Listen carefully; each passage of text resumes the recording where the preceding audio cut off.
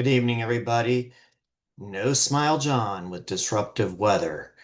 It is Sunday, April 19th, and we are going to cover the upcoming week to see if there's going to be any disruptive weather because this weekend, since Friday night after that line of storms came through, has been non-disruptive.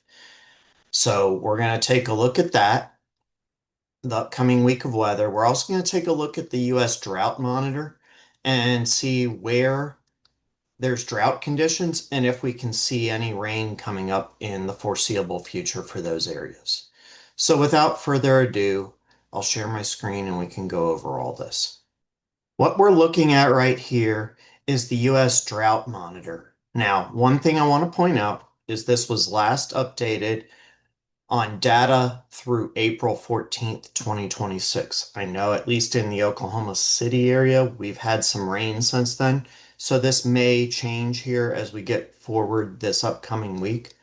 However, places that are definitely in drought conditions are down here and then up in the Rockies over here into Nebraska. So Colorado, Nebraska, um, Florida is pretty bad, Georgia. So we'll take a look and see what we can see for rainfall in those areas. So what we're looking at here, this is the American model, the GFS, and I'm just going to go out through next Sunday evening around 7 p.m., so a full week. And what I'm going to pull up here is the total precip that falls between now and next Sunday.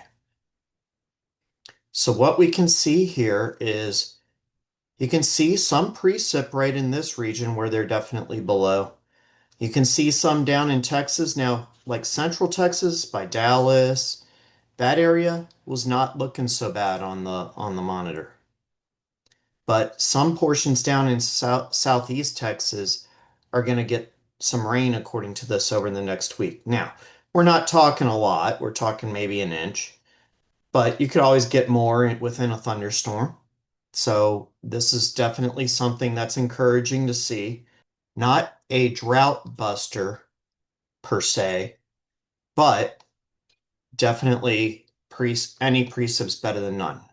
Now over here in Georgia and Florida, it just has some spotty showers, not a lot of precip.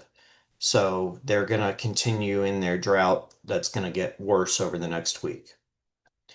Just to go out into fantasy land, that's what I like to call it. But once you get past about day 7, it really is fantasy land. You don't know what to expect. So we're just going to go the full 2 weeks through May 4th. And what you can see is kind of the same thing. You see more precip down in this zone. You see a lot of precip up here. So that's good for Nebraska and Colorado. But still down here, not a lot of precip. There's some, which again is better than none, but it's also fantasy land, so I'm not going to put a lot of stock in that. So just wanted to give you a brief update. I know there had been some comments on drought, and so I wanted to cover that because this is pretty bad drought in the southern tier of states. Okay, so the next thing we're going to look at are the severe weather chances. This is where we're at currently right now. This pattern that you see right now is not very favorable for severe weather. Reason why is you have cold air in the eastern US with this big deep trough, and you have warm air to the west. You want it opposite that. You want cold air here, a big trough, with a ridge over in the east. What this does is typically push a cold front through the Gulf, and that prohibits moisture from coming up into the southern and central plains. And you could probably see that here if I pull up the dew points. Yeah, so you see 70 dew points are way down in the southern Gulf of Mexico. And you don't even have 60s anywhere in the Gulf Coast region except southern Florida. So that's really going to put severe weather on hold for now. So you are welcome, everybody. I, I I try to do my best at controlling the weather and, put I gave my A plus effort here. Okay. Again, I don't control the weather, so there you have it. So what we're going to do is go forward from the 300 and see how it changes over time. So I'm just going to click through every 24 hours. So this is Monday at 1 p.m. You can see a little subtle trough right here, but nothing really strong or anything. You still have this over in the east, which is going to keep the moisture from returning. Let's go forward to Tuesday at 1 p.m. Still have northwest flow over the Gulf. So if you go look at the dew points, that is keeping the 70s confined to the southern Gulf still. You are starting to get some 60s coming back in to Texas, but given it's late April, you're likely going to need higher than low 60 dew points up in Oklahoma and Texas for severe weather. Okay, so let's go back to the 300 again. One thing to note, you do see a trough out here coming into California. So, meanwhile, the trough starts to move into the Intermountain West. You can see a ridge right here poking up into southwest Canada from about Iowa, Missouri. Okay, so we're starting to see a moist tongue come up and penetrate Oklahoma here. So you can see that tongue. You are starting to see the 70 creep closer to the Texas coast. So we're starting to get back to good flow off the Gulf. Okay, so go forward to Thursday at 1 p.m. So what we see here is you see a trough up here. The axis of it seems to be pointed to the east. If you see that, that's where it's the sharpest. You also have another trough here and then another one right here. Now this is Thursday. Since we have moisture potentially in the area, we're going to take a look at 0Z or 7 p.m. Thursday instead of just 1 p.m. Yeah, we got 65 dew point. That's getting up there. So let's go forward 6 hours and see what our moisture looks like. Okay, 67 in Oklahoma City, 66 in Wichita, Kansas. You got 63 all the way up to Des Moines. Yes, I know, it's Des Moines. And you have a 300 millibar jet coming in from the west in southern Kansas. And the nose of it is probably up into Nebraska, but nonetheless, you have flow coming out over the warm sector or the moisture that's in place. So let's go ahead down to 850 because this is the level where I usually look for tornadic wind shear. Oh yeah, you can see really strong flow over southern and southeast Kansas down into Oklahoma. That's really good flow there. So it looks like there's a chance of maybe some at least precip, if not severe weather.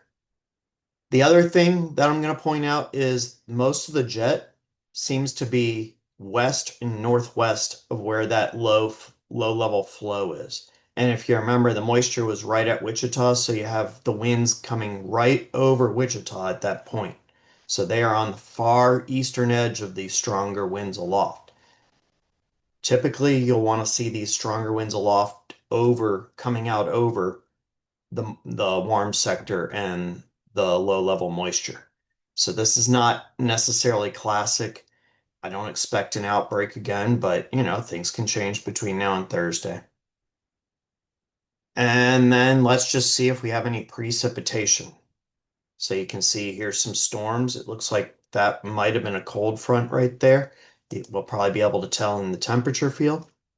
It actually looks more like a dry line because it's warmer to the west of the boundary right here than it is to the east. Dry air in the afternoon can heat up easier than moist air, and that's why you have it hot west of the dry line because it's dry back there and ahead of it it's moist, so you don't heat up as much in the moisture. Yeah, and again, we have the dew points.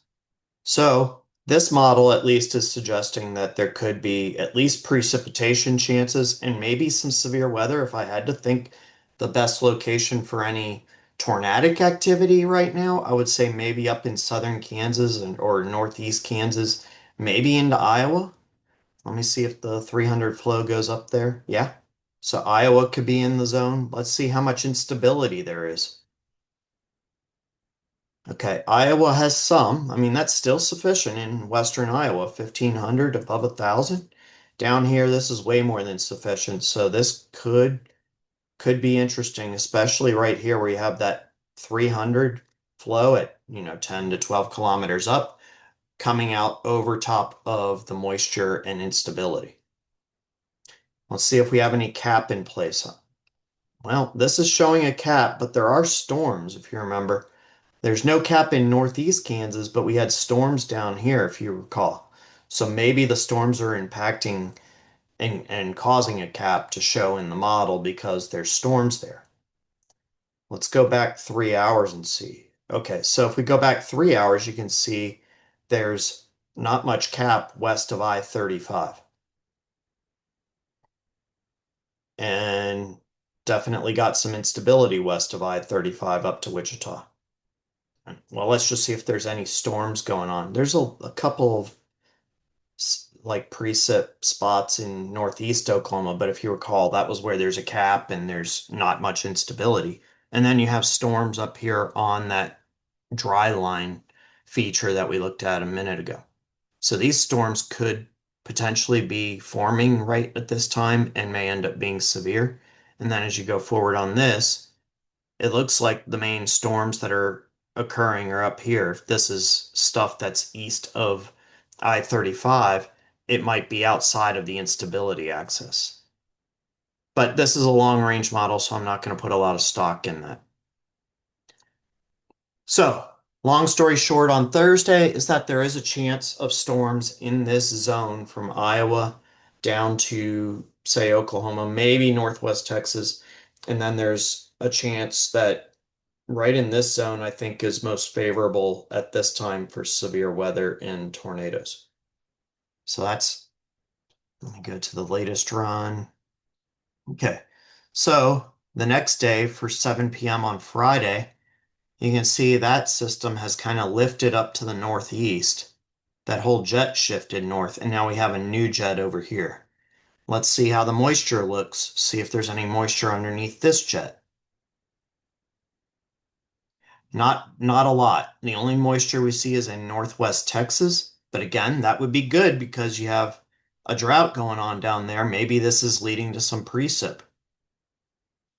Not much there. Sometimes you can get overnight stuff. So we're just clicking through every 3 hours to see. Okay, I'm not seeing a lot, but they have the moisture down there. Oh, that's interesting. Storms in Oklahoma on that day. This is Saturday evening. You got a strong jet coming in. Let's see what the 850 flow looks like. Yeah, you got some flow right up to about I-40 right there. So that's down in this zone. Could be an area to watch for next Saturday. Let's see what the Cape looks like. Oh, that's a lot of Cape. Let's see if there's any convective inhibition. There is at 0Z a little bit, but you can see it's not right there. If we go back to the middle of the afternoon, oh, there's no cap at all in the middle of the afternoon. So you may fire storms and they could become severe. Wow, interesting. That's something we'll have to keep an eye on in Oklahoma. And then finally, we're going to go to next Sunday. There you can see it looks like the boundary has shifted south with all those storms. Let's see, 300. You can see strong flow coming over Oklahoma, but I suspect that Oklahoma is now behind a cold front that may have dropped south. We'll see if the instability is there. Yeah, so there's the boundary, and you can see all the instability is confined to southeast and southern Texas and into Arkansas. So overall, the outlook for this upcoming week is there's some chances for some rain down in this drought-stricken area. And then there's also a couple of opportunities both on Thursday and Saturday for some severe weather in the southern and central plains. I think Thursday right now is looking better for like Kansas up to Iowa. And then on Saturday, based on this model, Oklahoma could be an area of interest for severe weather and maybe tornadoes. It's a long way out, so please check back in later this week. Thank you and have a great remainder of your weekend.